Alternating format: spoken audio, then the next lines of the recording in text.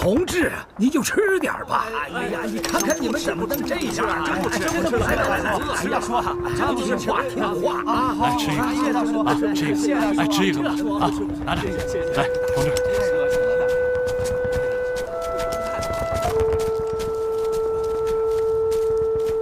哎，同志啊，吃一个。谢老乡。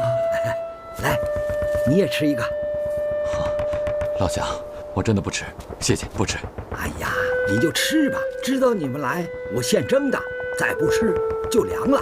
不，大叔，我真的不吃。还吃吧。快吃！你不吃，韩叔心里过不去的。就是嘛。好，谢谢大叔。哎，不谢不谢。慢走啊。哎，这儿的百姓真好啊。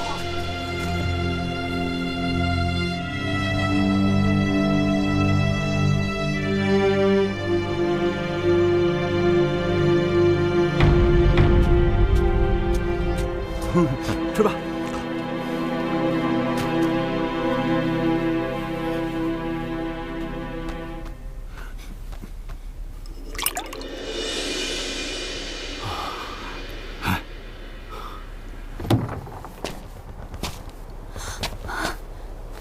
老韩，雪英，哎呀，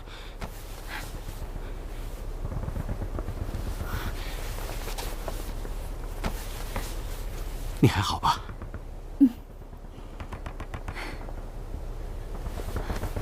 怎么样？总部首长都安全吗？除了参谋长和彭雪新政委，其他首长都跳出鬼子包围圈了。太好了。彭政委，参谋长的伤势严重吗？马克思他老人家说了，说我的革命工作还没有做完，现在他还不收我。放心吧，子弹已经取出来了，没有生命危险。那就好。八路军同志啊，来，趁热吃点东西啊！不了，谢谢谢谢。不了，大叔。同志，吃点东西吧。不了。来，哎，大叔，我不饿。您留着自己吃。谢谢。是啊，大叔，自己吃吧。来。同志，吃点东西吧。我不饿，给其他同志吃吧。多吃点啊，多吃点。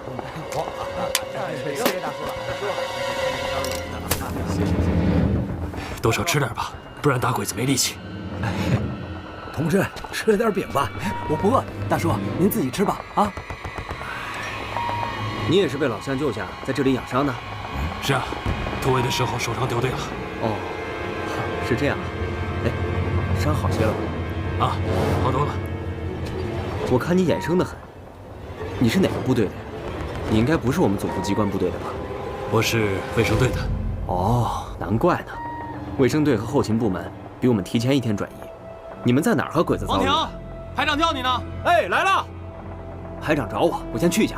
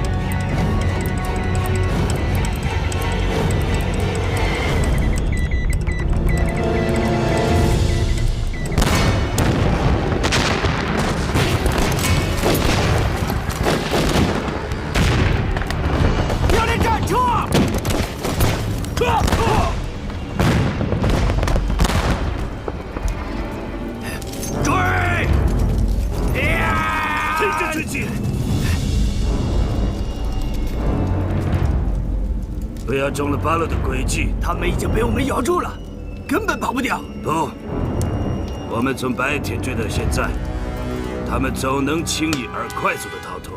这是一支小分队在吸引我们的注意力，带我们兜圈子。报告中途阁下，严嵩四浪大佐向我们发出求救信号。什么位置？向南50里，李村。命令部队全速奔袭李村。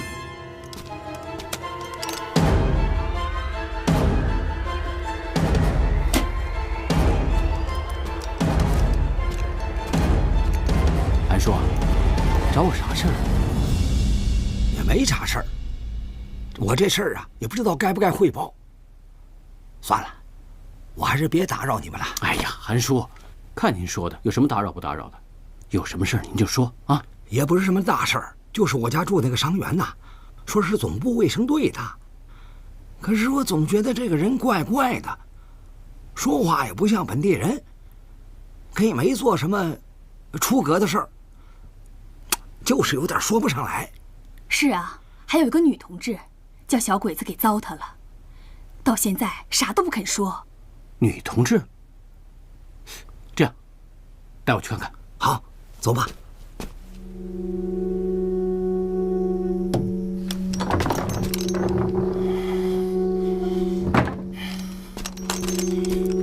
跟我走。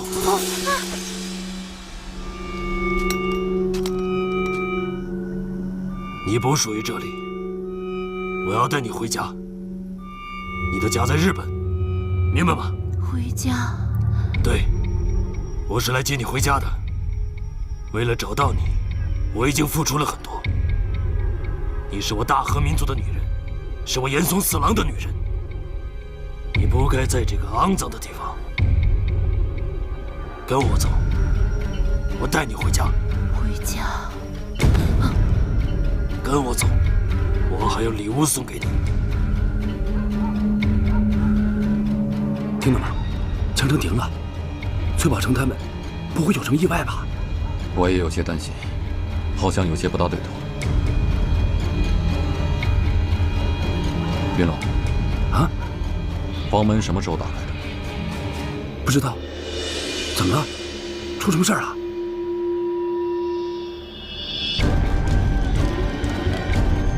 后明，你怎么来了？韩叔说他们家有个伤员很可疑，我过来看看。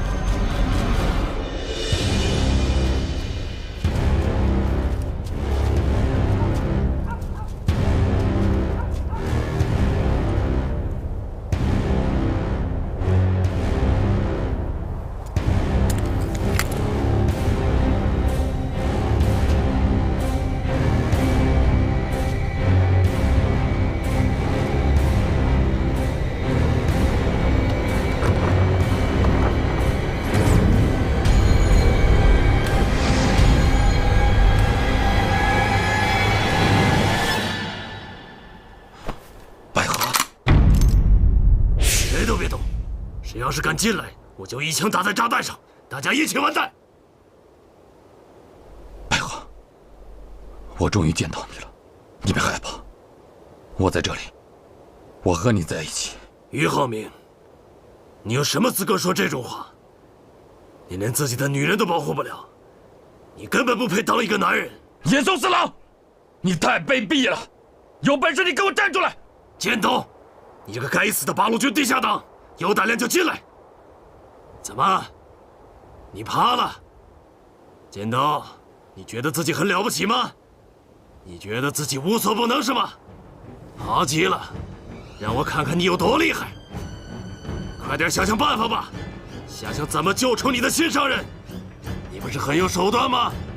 暗杀帝国军官，歼灭挺进队，破坏帝国 C 计划圣战方案。现在不过是个女人。我倒想看看你是怎么把他救走的。来吧，动手吧！不要！不要，白鹤，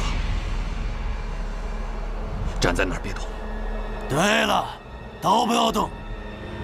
你们已经被包围了，等着我们帝国军队一举歼灭八路军总部机关吧。他身上炸响的，将是帝国凯旋的礼炮。韩队长。发现大批鬼子快速向我们靠近。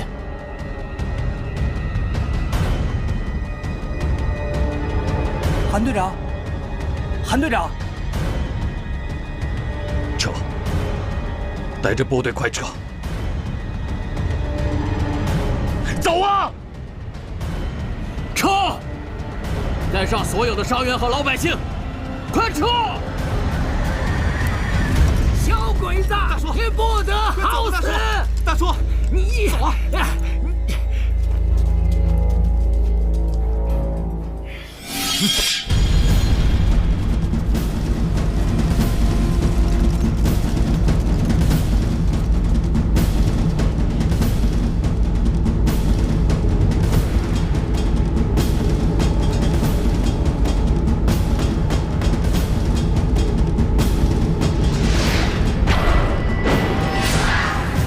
徐浩明，我知道你枪打得很准，每一枪都会击中对手的眉心。开枪吧，我会看着你的子弹穿透我的头颅，但是我不敢保证我的手指不会痉挛。带着百合一起离开这里，也许让你眼睁睁地看着他跟我死在一起，对我来说是一种幸福，对你来说一定是一场噩梦。开枪吧！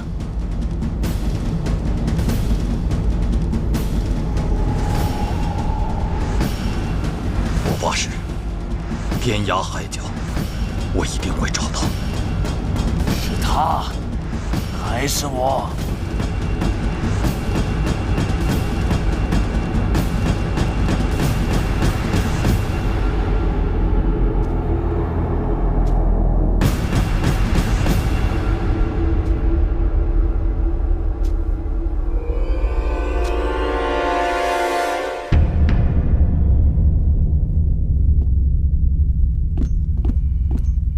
报告将军阁下，前方战报。念。我军108师团在十字岭大败八路，八路溃败逃散。第10集团军总部及北方局余部正往西北方向逃窜。我军36师团在西北方向围剿，但未见八路。叶子业务的挺进队怎么样？说吧，什么样的结局我都能承受。将军阁下。一子业务的挺进队全军覆没，一子军战死沙场。将军，您不要太悲观了，我们还有机会。是否悲观，不在于你失去什么，而在于你怎样对待已经失去的东西。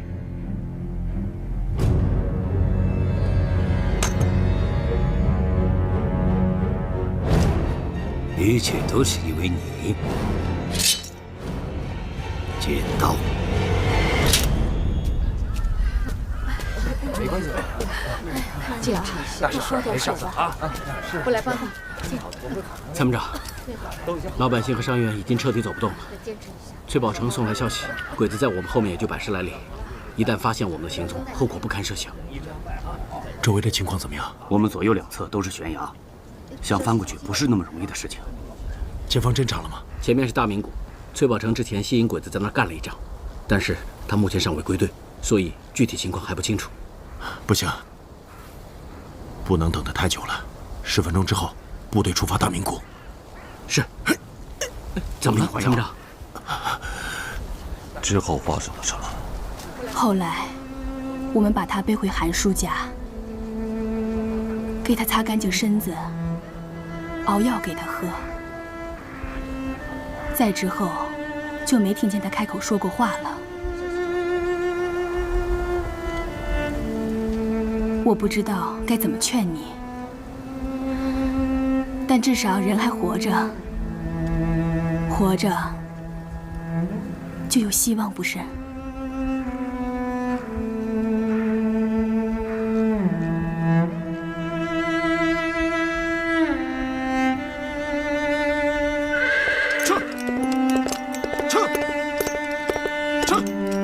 百合，我们终于在一起了。撤！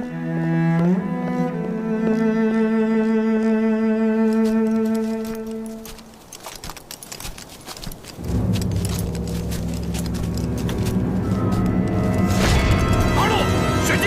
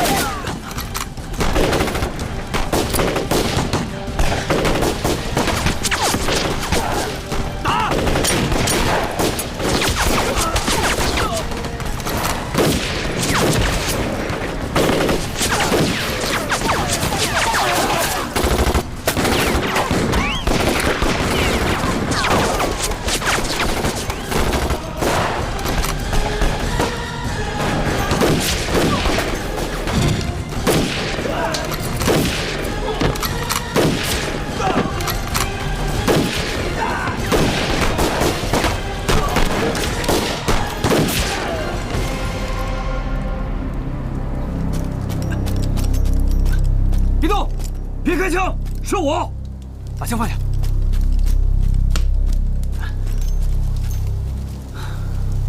就你一个人？我早就习惯一个人了。怎么，有问题吗？这是鬼子的搜索小队，大部队在离这儿不到50里的山岗下。快走，走。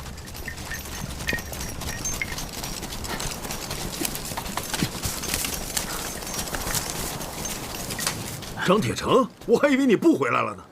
哼，哪能啊！我知道你们八路需要我的帮助。哼，好啊，这就是真正的联合抗日统一阵线嘛。什么情况？我们一路不断的骚扰鬼子，带着鬼子大队围着大山绕圈子。没想到的是，被鬼子搜索队盯上了，是张铁成把我们救了出来。这家伙不简单，一个人在鬼子屁股后面打伏击，那真是百发百中。现在情况是这样。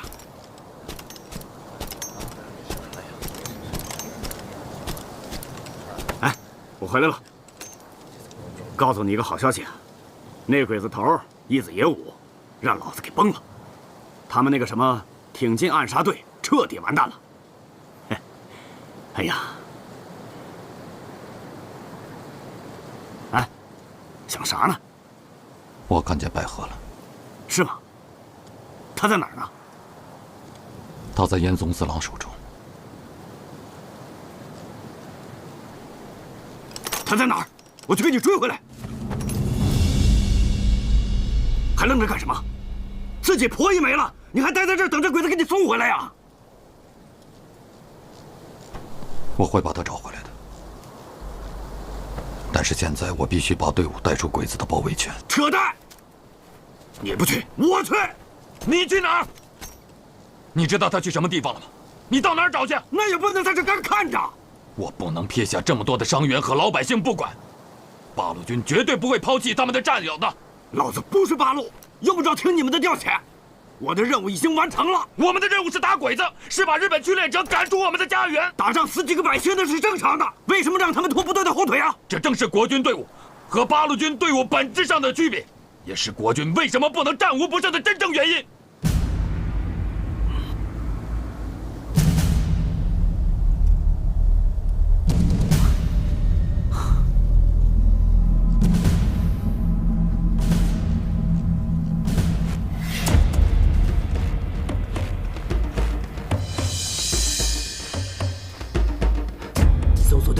发生意外了，到现在还没有恢复消息。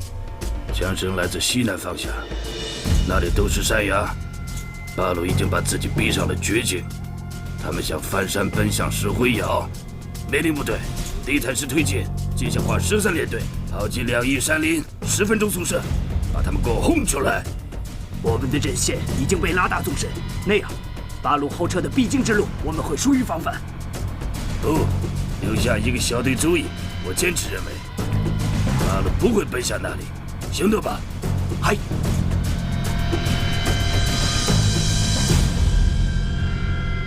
你说的对，你不是八路军的战士，没有义务在这山里跟着我们兜圈子。现在部队行动迟缓，又有伤员，很难摆脱鬼子。你一个人行动会方便很多，逃出去吧。真是用人朝前，不用人朝后啊！现在想把我甩开了，当初有本事别求我呀！我还告诉你，老子绝不会做这种半路撂挑子的事儿。好不容易有鬼子打了，我还赖着不走了。这里真的很危险。废话，还用你说呀？你们八路总干这种危险的事情。兄弟，你听我说。哎，行了，你还是听我说吧。我。不下！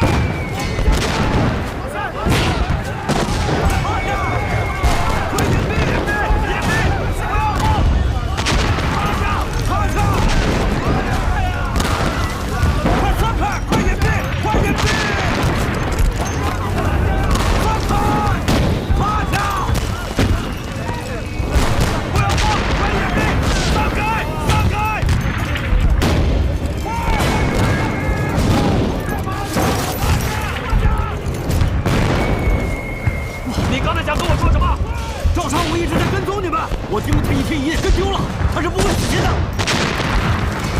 我不怕小鬼子的大部队，但是要想穿越鬼子的封锁线，就必须先干掉这个隐藏在角落里的家伙。你有什么好主意吗？没有，但是我知道，他一定会在我们的必经之路打手掌的黑枪。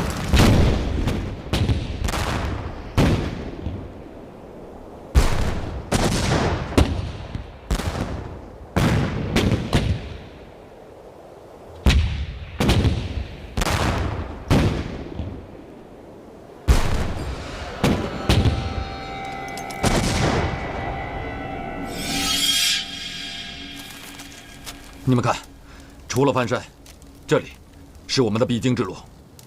什么？走山路奔石灰窑？不行，这太危险了。目前，对我们部队构成威胁的不是鬼子的铁笼围剿，而是这个杀手。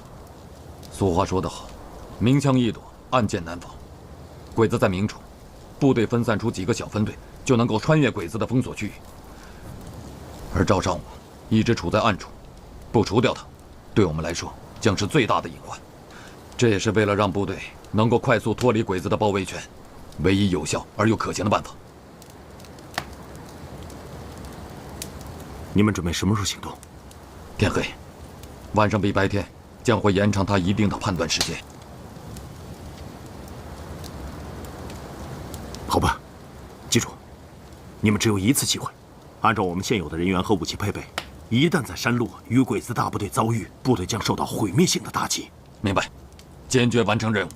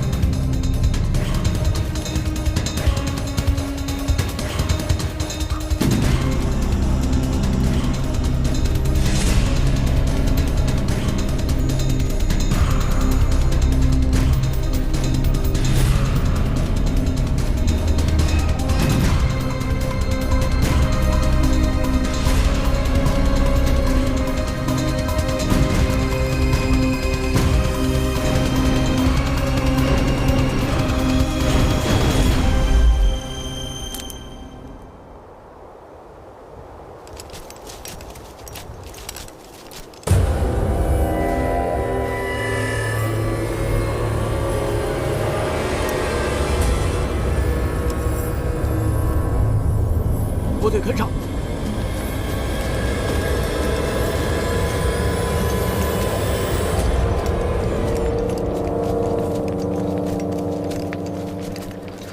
把枪收起来。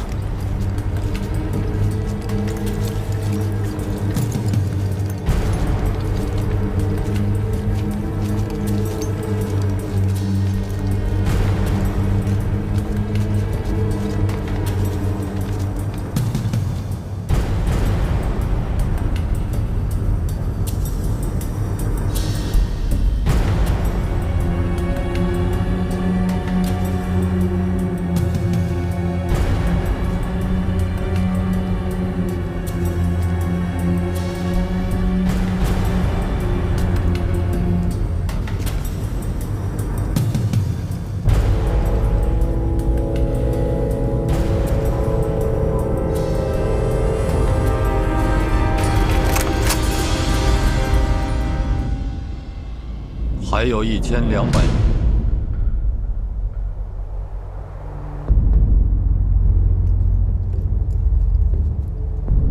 还有1100米。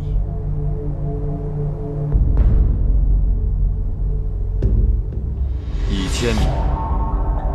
你现在开枪，对方最多是个擦伤。如果你还不放下武器，我可以肯定的是，你肯定不是擦伤那么简单。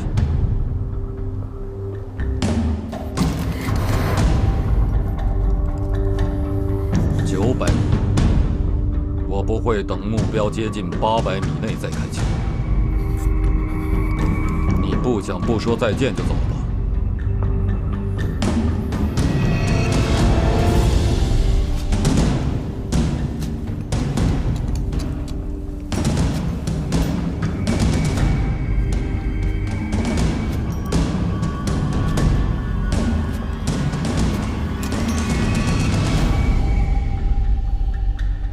于浩明，我们终于又见面了。我找你也找得好辛苦，投降吧，你完蛋了。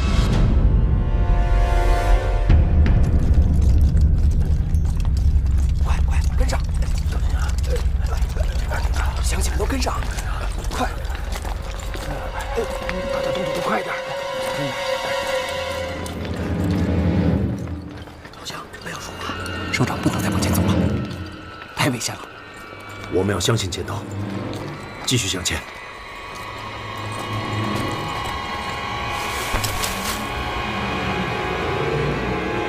你根本救不了他们。遗憾的是，第一个倒下去的会是你。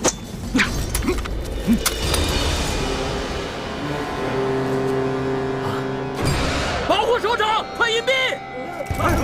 保护首长，保护首长！隐蔽！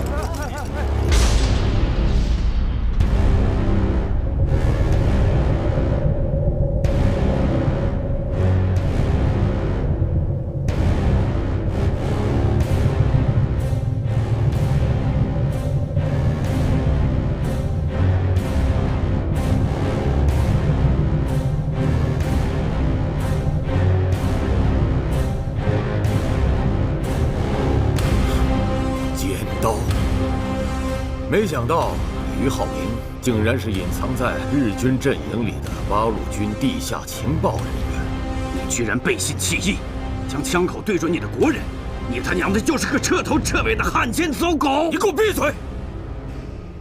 如果你的亲人被别人挟持，你会无动于衷？你会不管他的死活吗？我不想让我的妻子死，我一定要救她。为了一个人，你就去屠杀那么多的无辜百姓，你这不是在救人，是在出卖你的国家。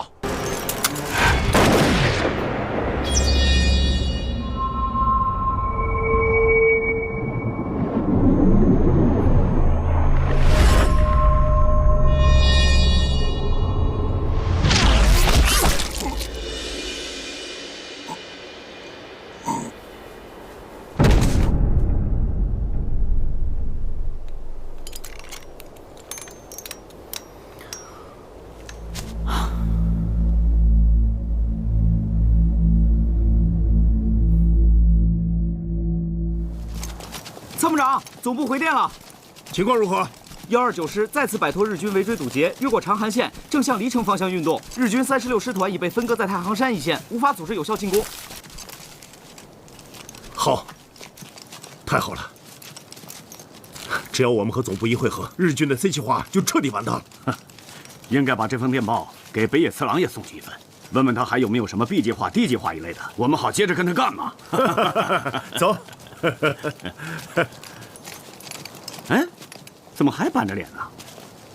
赵尚武那个叛徒已经被咱俩收拾了，国军弟兄们的仇也算报了，哼，危险解除了，值得庆贺呀。没那么乐观，伤员和老百姓让整个部队行进缓慢。如果不能从鬼子的缝隙中穿插过去，一旦鬼子扎紧口袋，我们生还的几率就微乎其微了。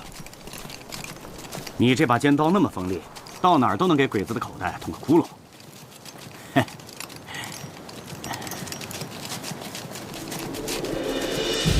中村阁下，八路总部电台在接收电报。什么位置？信号异常清晰，应该就在附近。命令部队呈战斗队形，搜山。嗨！小心，小心脚下。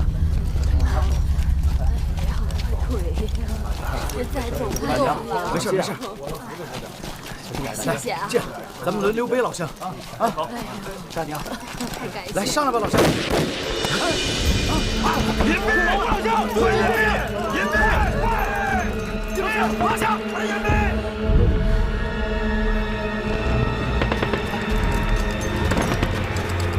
怎么回事？大前哨的小分队意外撞上了鬼子搜索队，吴云龙已经和鬼子交上火了。鬼子有多少人？不清楚，但是在我回来路上，左右两侧出现了小股鬼子，大部队应该就在附近。不能在这种地方和鬼子硬拼，他们会趟过来的。这样，崔宝成，你率领一个排抢占山头，机关的同志带领伤员和老百姓上山。传动，到！你带领警卫营断后，严防鬼子从背后杀。其他人跟我一起上前顶住鬼子。参谋长，你有伤，还是让我上吧。你怎么婆婆妈妈的？执行命令，同志们，给我上！3排，跟我来。走。快，在山顶找一个制高点，用你的狙击步枪打鬼子的指挥官和机枪手，让他们失去指挥者，明白吗？明白。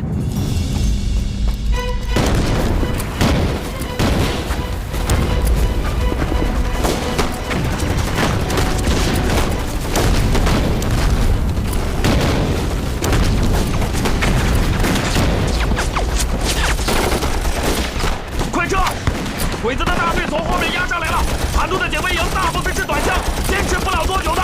你们先撤，我掩护。快撤！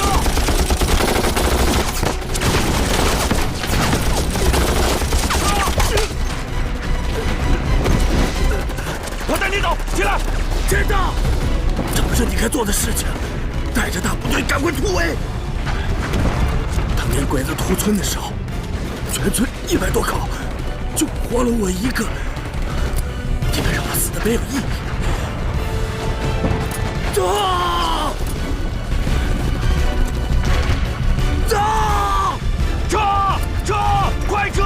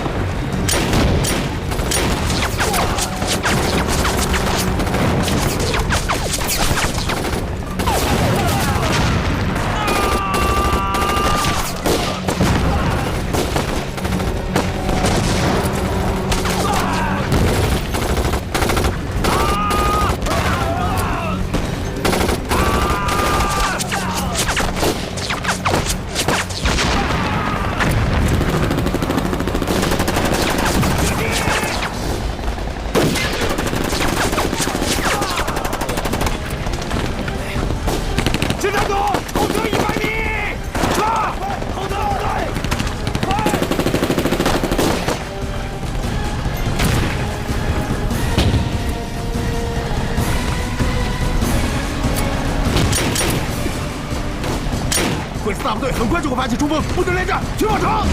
等，带一个班去找后撤路线。是。盘东，盘东，走。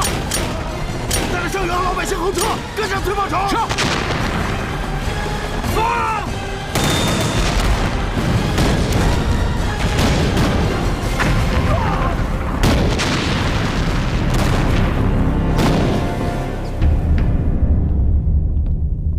将军阁下，我把百合带回来了。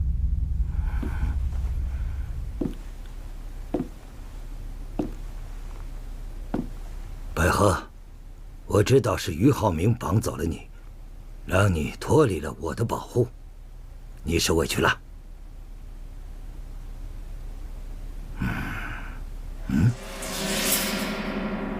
怎么回事？据我判断，他的头部受到了严重的撞击，应该是失忆了。失忆？不记得任何事情，谁都不认识了吗？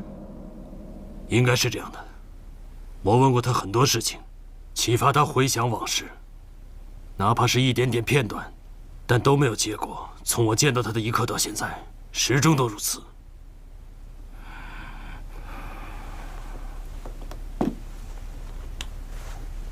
百合，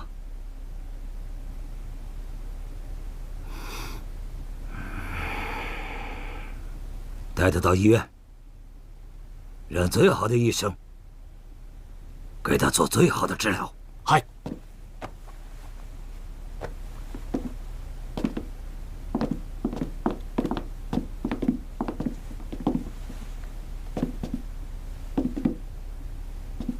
将军阁下，白河他命令长治城守军马上向黑风口聚集，火速增援中村大队，其余各部向八路军总部和129师师部实行全面合围，一定要将他们消灭在太行山上。城内守军，这样一来，长治城门户大开，歙县县城目前尚在八路手中，两地相距不过100多公里，一旦发生什么意外，我们将无路可退啊！哎，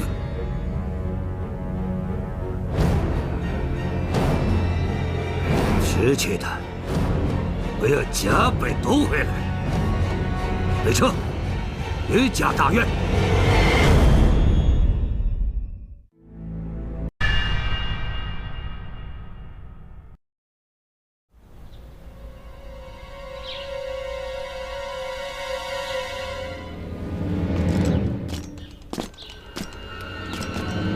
于老先生，好久不见。你找我有什么事吗？我们是亲家，来找你叙叙旧，难道不可以吗？哼哼，找我叙旧，我没兴趣。有什么话你就直说吧。你儿子最近有没有跟你们联系过？你说的是谁啊？俞浩明，他不是你们的人吗？他应该跟你们在一起才对呀！你怎么突然问出这种话来了呢？怎么，他现在不跟你们玩了？不，他不是我们的人，他是八路军的地下情报人员，代号叫尖刀。哦，那你怎么不早说呀？什么？我一直以为他是你们的人，是个叛徒，是个汉奸。就因为这个，我一直无地自容，羞于见人。这现在好了，我终于知道了，我的儿子是抗日的。太好了，我开心了，我开心的不得了。老不死的，你是不是不想活了？哼，当然想活。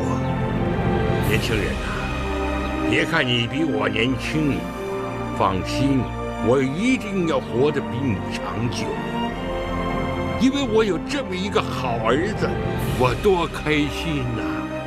开心者长寿。杀了你！其实你早就知道了，对吧？对，自从你们进驻了俞家之后，我就知道了。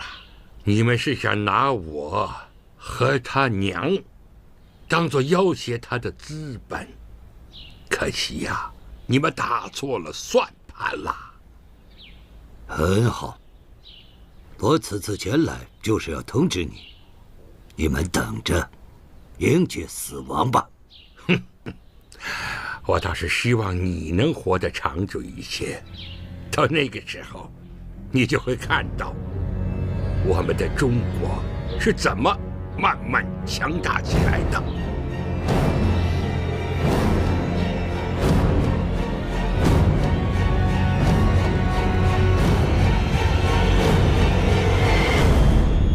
他爹，浩明是……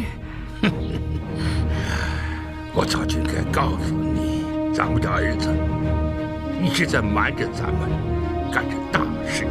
他是个顶天立地的男子汉，没给咱余家丢脸，没给咱中国人丢脸。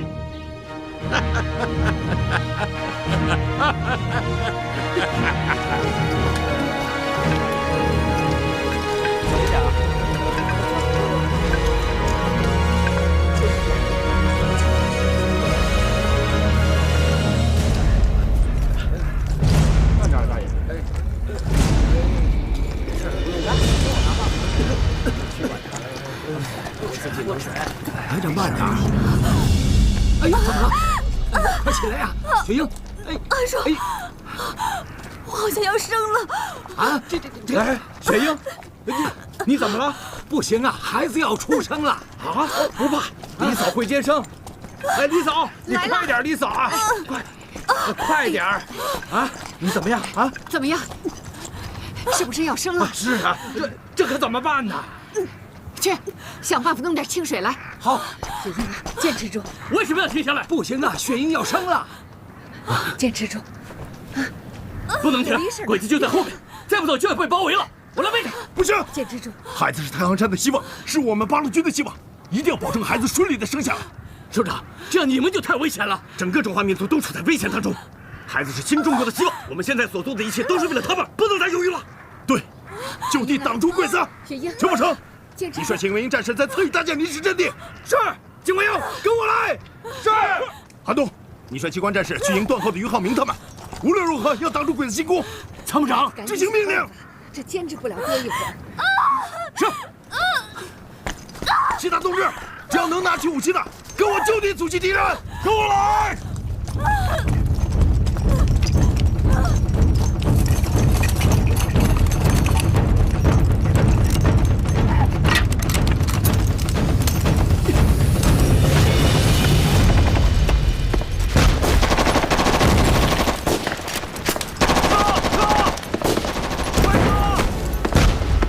怎么回事？为什么跑回来了？参谋长命令我们一定要挡住鬼子，为王雪英同志生孩子争取时间。大批鬼子正在追我们，先打退敌人第一攻击波再说。就地散开，手榴弹准备。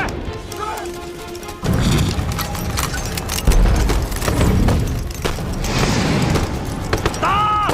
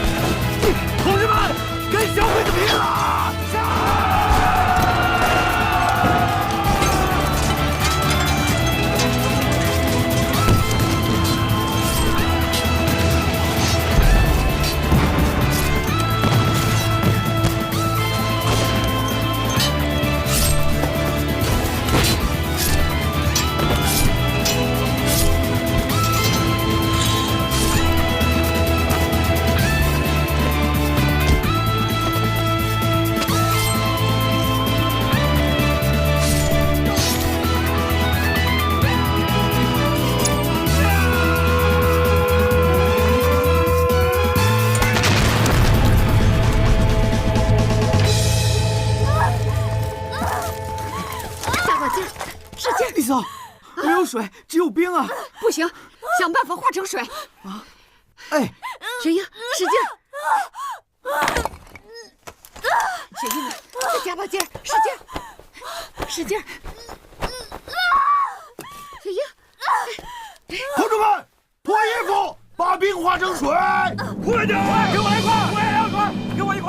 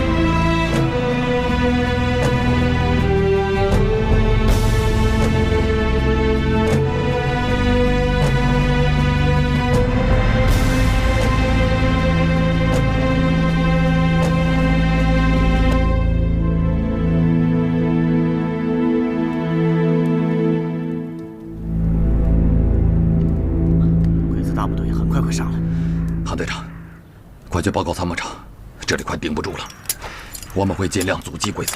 快去！好，铁城，找好退路，火力侦察。好。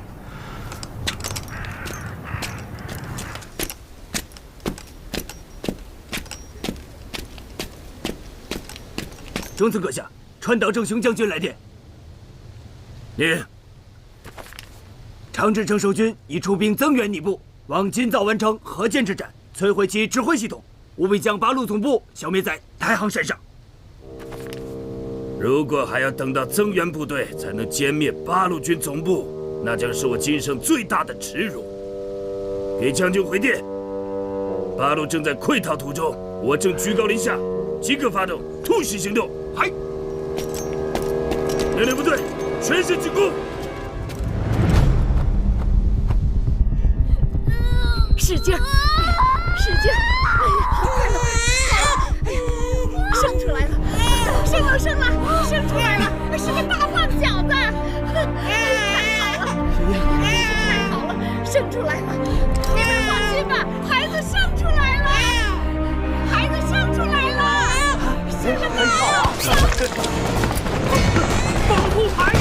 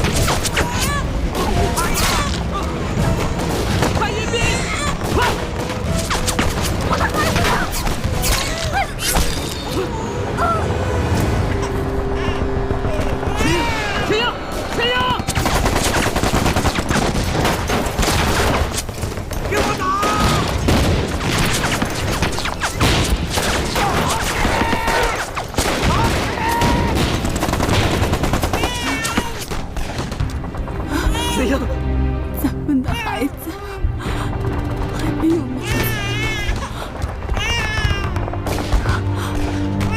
取个名字。太行，就叫太行，他是咱们太行山的孩子。太行，名字。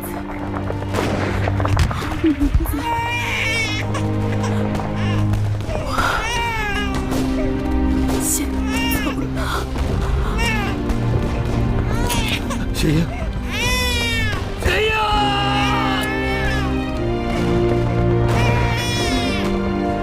是我们的孩子，叫太行！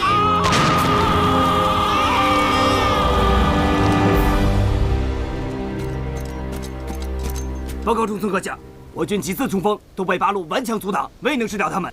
八路目前已突破大岛联队防线，残部向西逃窜，我军正全力追击。八个，近万人的铁笼竟然被八路连续突破，就算剿灭了八路总部，付出如此惨重的代价，我回去还有什么脸面？你们都应该剖腹，向天皇陛下谢罪。哎，太君，息怒啊！我认为，这八路啊，他一定会和外围接应部队继续联络。咱不是有那个先进的侦听设备吗？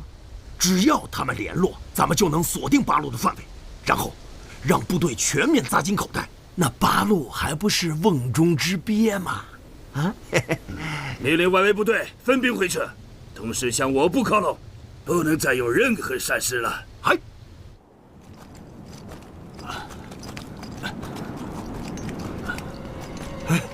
停！注意警戒！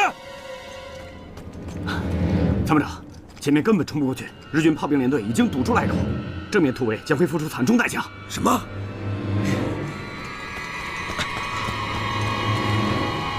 不能停留太久，鬼子大队很快会压过来。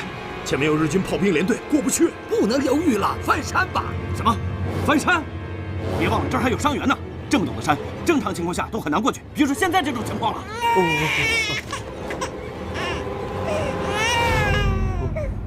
我现在觉得奇怪的是，我们到达里村的时候，其实已经摆脱了鬼子，为什么之后没多久，鬼子就赶到了里村？日军是怎么发现我们的？是啊，离开里村，我们也是带着鬼子兜圈子，并没有暴露行踪。可是跟总部汇报完情况后没多久，鬼子就出现了。难道？没错，是电台。电台？对，在里村，一定是严嵩四郎趁我们放松警惕，偷走电台，向日军报告了我们的位置。之后，我们又用电台与总部联络过。我们忽略了一点，日军配有无线电侦听设备，一定是日军侦听到电台发出的信号，暴露我们的位置。地图。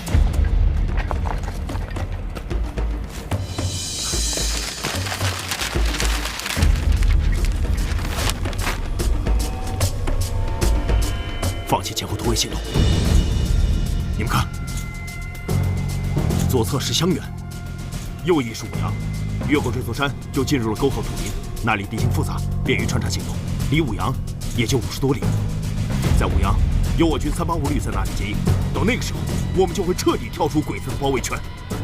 所以，我现在命令你们，立刻从右翼翻山，直奔武阳地区。你们？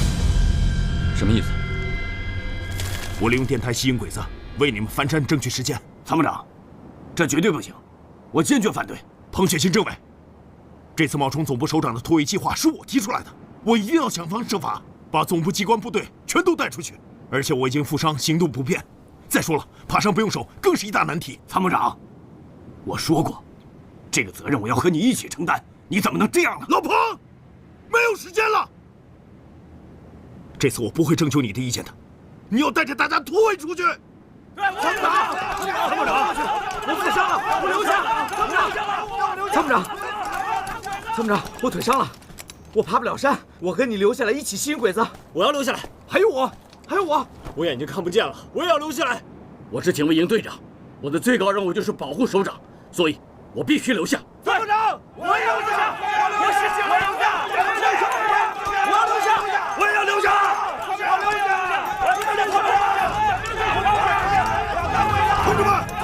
同志们，我知道大家都不惧怕牺牲，因为我等已将生命交付给了人类最为壮丽的事业，为民族牺牲，为抗击帝国主义侵略牺牲。我们每个人的死都将重于泰山。但是你们现在的任务是要突围出去，和总部会合，去争取更大的胜利。没有时间再争论了，同志们，我请你们执行命令。参谋长，我们保证完成突围任务，不能行走的重伤员留下。进来！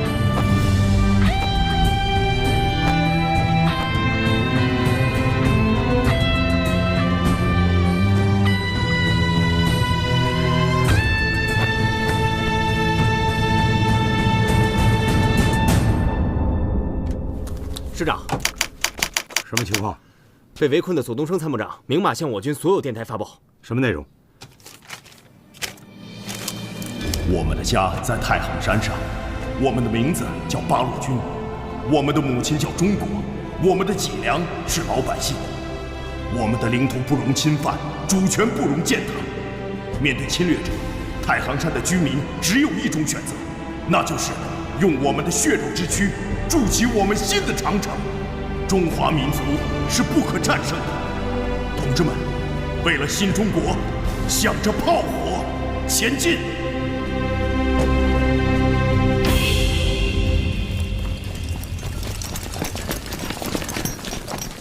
八路总部在哪里？就在前面，快！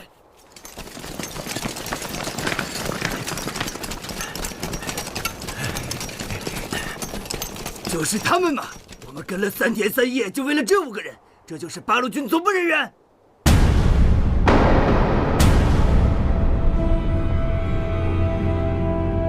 这就是你说的，只要有电台，就有八路军的总部机关。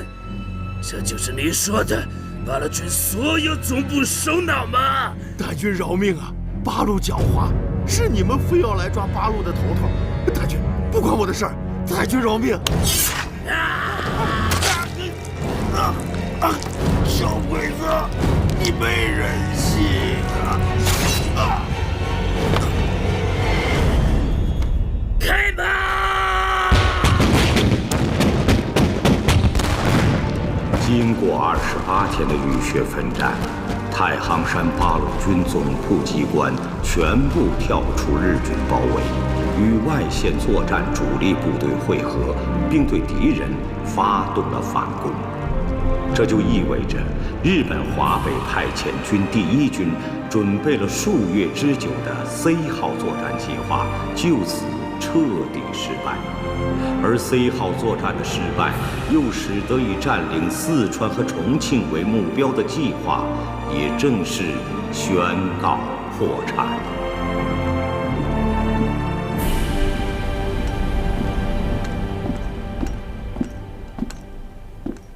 将军阁下，八路军总部机关已全部突出我军包围，并开始了全线反攻。多些呢？没有任何他的消息。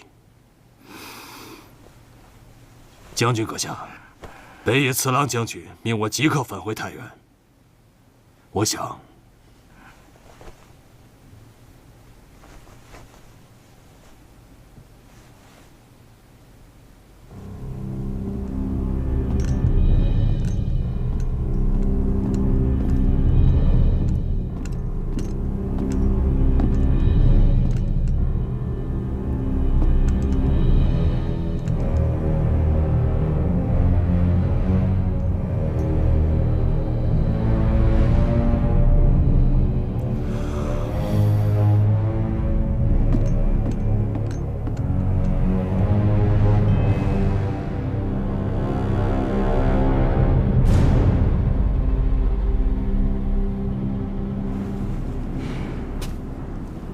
铁正，你真的坚持要回到国军队伍中吗？是。我说过，我吃不惯你们的饭菜。不想留下来一起打鬼子吗？在国军的队伍中，我一样能打鬼子。回去不是因为别的，我是想告诉所有的国军弟兄，在这里都发生了什么，我都看到了什么，经历了什么。这一仗，让我感受到了八路军的气节，感受到了你们共产党人的胸怀，感受到了太行山军民的魂魄。我要告诉他们，国共两党无论有什么分歧，我们最终都是中国人，都是一家人。面对侵略者，我们应该团结起来，只有这样，中国人才不会被欺负。记住，无论在哪里，你永远都是我最好的兄弟。只要你需要，我会与你并肩作战。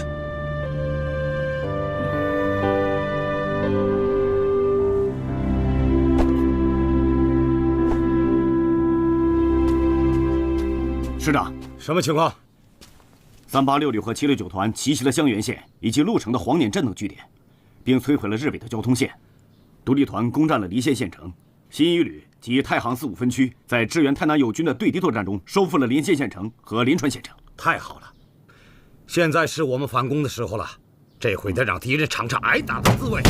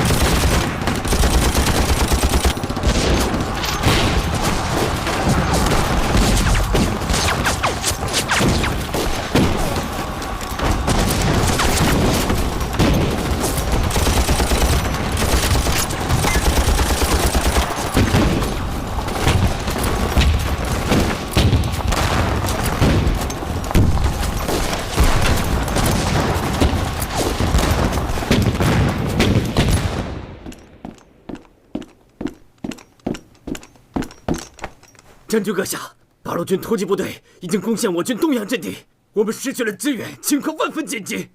我们在长治的守军目前不过500来人，如果没有增援，我们是守不住的。八路的先头部队是谁在指挥？有消息称是于浩明带队。于浩明，他回来了，他终于回来了。去，把他想要的人带到城墙上去。嗨！你们干什么？让开！哎，快点！不能打！别打了！别打了！别打了！你们这帮禽兽！快点，全部带走！不能打！别打了！别打！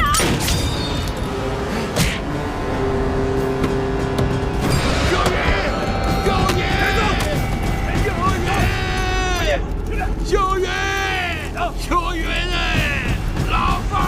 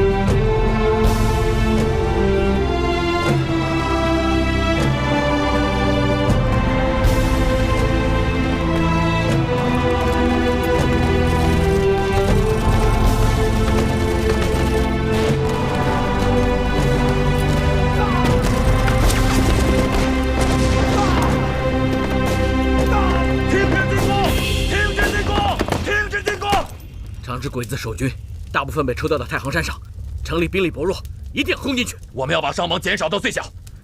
先喊话，我来。城上的日军士兵听着，你们已经被包围了。八路军真正的敌人绝非普通士兵，而是日本军国主义。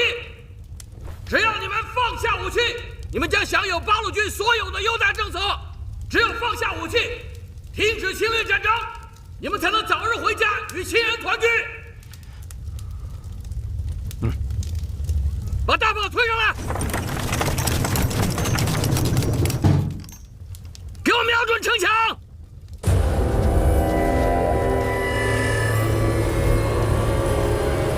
爹，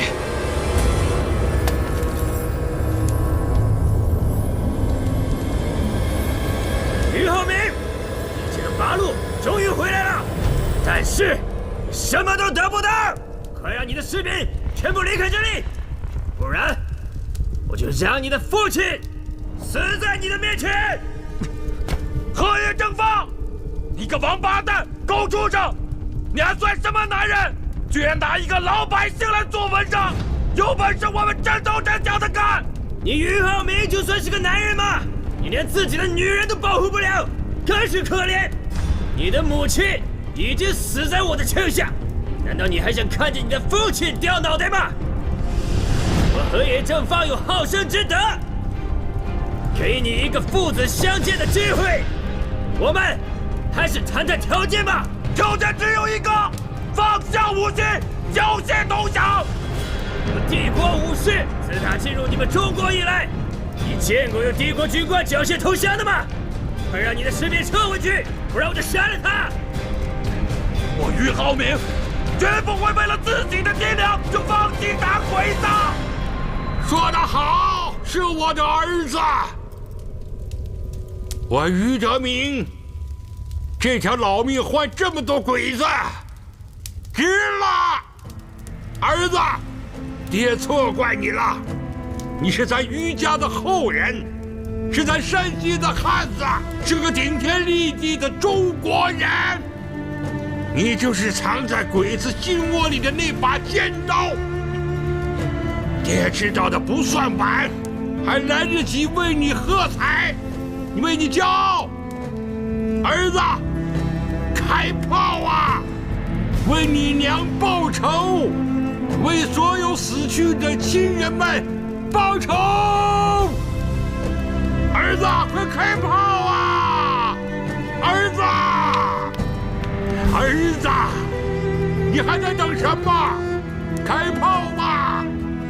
告诉小鬼子，咱山西人做生意是天下第一，打鬼子也绝不做天下第二。不要再让其他的人送死了，快开炮啊！别让你爹瞧不起你！开炮！开炮！开炮！开炮！开炮！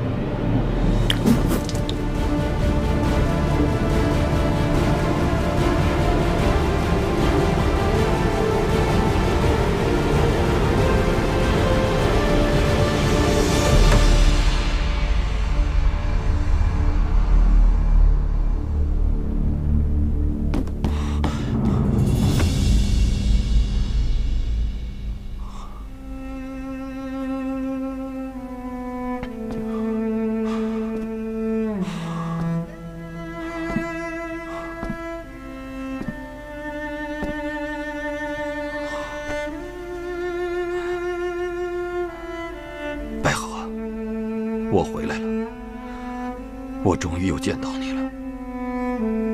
对不起，对不起，让你承受了那么多的痛苦。你现在失去了记忆，成了一个没有过去、没有历史的人。不过这对你来说，也许是一种解脱。我们又可以重新开始一种新的生活，而这种生活，或许可以让我离你更近，我想告诉你，我查到你的身世了，你确实是中国人。其实你是什么人不重要，重要的是我们相爱，重要的是这个国家需要和平。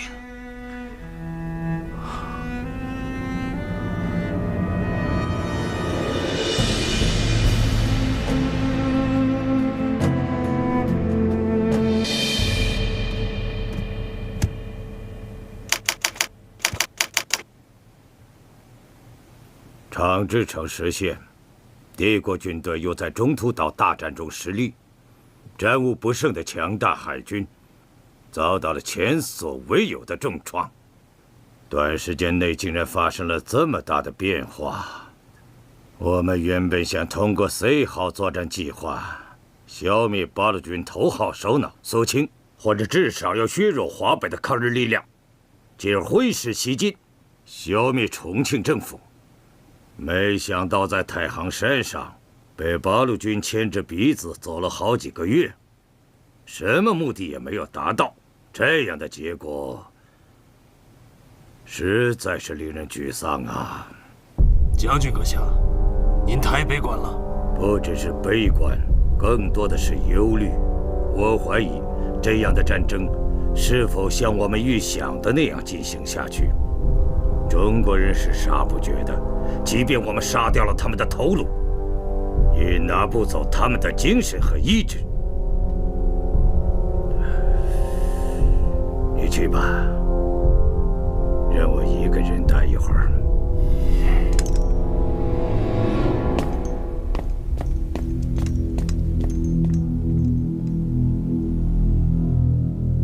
大势已去。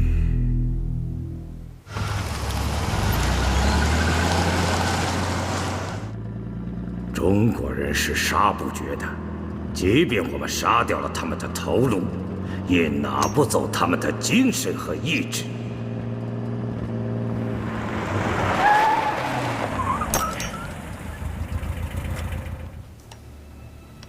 还没有到，为什么停车？回答我，我在问你话。